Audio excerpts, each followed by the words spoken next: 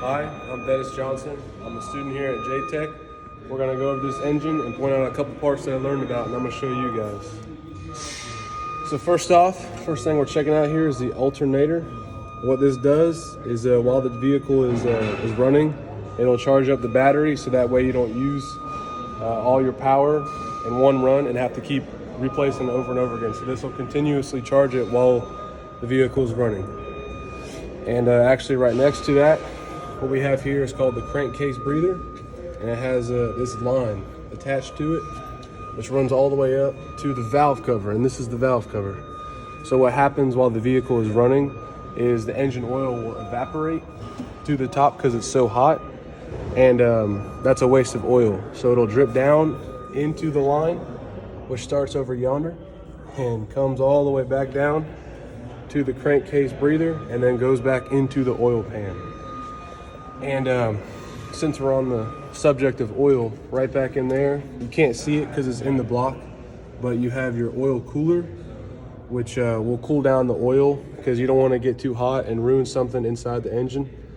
And it'll just keep the oil cool and then go back to the oil pan. And then right next to that actually is your ECM, which controls everything electrical in the truck. Everything that has power running to it has to get permission from the ECM to do what it's going to do. Coming up top here, we have the intake manifold right here, which gets air into your engine, which on top of that is your EGR cooler, which we'll go on the other side and I'll explain that in a little bit, but this connects to get coolant to it. This is your condenser, which is part of your aftercooler. And if you follow me around, aftercooler comes around.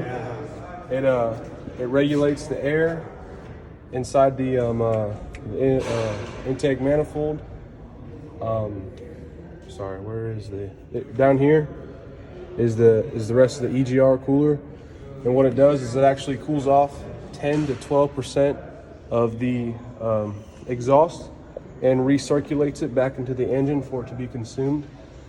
Right above it is the turbocharger right here. It's kind of right here.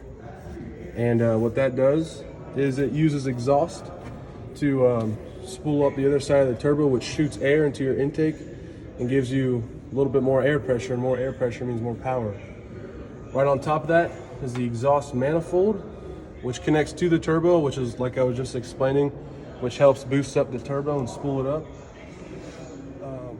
Right down here is you got your your vibration dampener right there in the middle. What it does is it stops the vibrations of the engine and keeps a little bit more quiet, and it's better for the engine. And also down in there you got your water pump, which circulates coolant and runs it through the engine and radiator.